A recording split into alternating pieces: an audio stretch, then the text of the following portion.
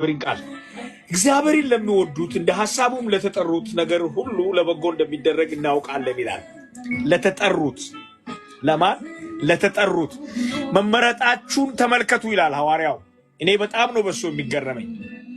ሁልጊዜ እንደምናገረው ከቤተሰቤ መካከል እኔ ላርጅ ፋሚሊ ውስጥ ነው የተወለድኩትና በምርጫ ቢሆን እኔ የመጨረሻ ነበርኩ፣ የማልመረጥ ማለት ነው ከቤተሰቤ እና እግዚአብሔር መረጠኝ። ወገኖቼ ስንቶች ናችሁ እዚህ ላይ እግዚአብሔር የመረጣችሁ ሰዎች? እግዚአብሔር መርጦኛል፣ በእግዚአብሔር ምርጫ እደሰታለሁ ብላችሁ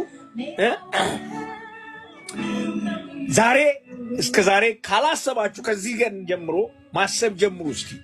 እግዚአብሔር መርጦኛል እንደ ሐሳቡ ለተጠሩት እንደ እግዚአብሔር ሐሳብ። የሚገርማችሁ ነገር ኤፌሶን 1:3 ላይ ዓለም ሳይፈጠር ነው ብሎ የሚገርማችሁ ነገር ዓለም ሳይፈጠር በእርሱ ፊት ቅዱሳንና ነውር የሌለባቸው ይሆኑ ዘንድ አስቀድሞ በክርስቶስ መረጣቸው ይላል።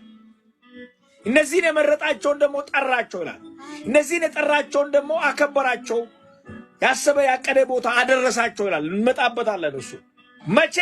ዓለም ሳይፈጠር በፊቱ በቅድስና እንድንኖር ያለ ነውር እንድንሆን ወገኖቼ፣ ለመንግስቱ የታጨን ወገኖቼ። ዓለም ቢጠላችሁ፣ ሰይጣን ቢጠላችሁ፣ ስጋ ቢጠላችሁ፣ ሌላ ምናምንቴ ኮተት ነገር በዚህ ምድር ላይ ያለው ቢጠላችሁ፣ ቢያሳድዳችሁ፣ ቢረግማችሁ፣ ሌላም ነገር ቢሆን forget about it፣ ተውት፣ እርሱት። እሱ አንቺ በእግዚአብሔር ተመርጠሻል። አንተ በእግዚአብሔር ይሁን። ተመልከቱ እስቲ አንድ ቃል ላይ ነው ያለው። ቀስ ብዬ ጭኑኑ ብቻ እዚሁ ቆሜ ተናግሬ እግዚአብሔር በጣም በቃ በዛ እየተገረምኩ ነው። ይሄ ቃል ወደ እኔ ዛሬ ከመጣ ጊዜ ጀምሮ ማለት ነው። እግዚአብሔር ለሚወዱት እንደ ሐሳቡም ለተጠሩት እግዚአብሔር ነው የመረጠኝ፣ እግዚአብሔር ነው የጠራኝ ወገኖች። ነገሩ ሁሉ ዛሬ ብንራብ፣ ዛሬ ብንጠማ፣ ዛሬ ብንታሰር፣ ዛሬ በተለያየ አይነት ፈተና ውስጥ እያለፍን ብንሆን ዛሬ ነው ወገኖች። ያንን ይቀይረዋል እግዚአብሔር። ነገር ሁሉ ለበጎ እንደሚያደርግ እንደሚቀይረው እግዚአብሔር ራሱ ዛሬ ነው መጠማትሽ፣ ዛሬ ነው መራብ፣ ዛሬ ነው የተዘጋ ነገር ውስጥ መሆን፣ ዛሬ ነው። አይቀጥልም። መጨረሻው ያ አይደለም።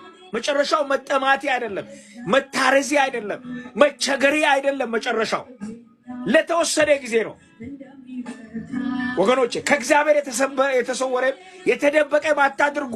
የእናንተ ስቃይ፣ የእናንተ መከራ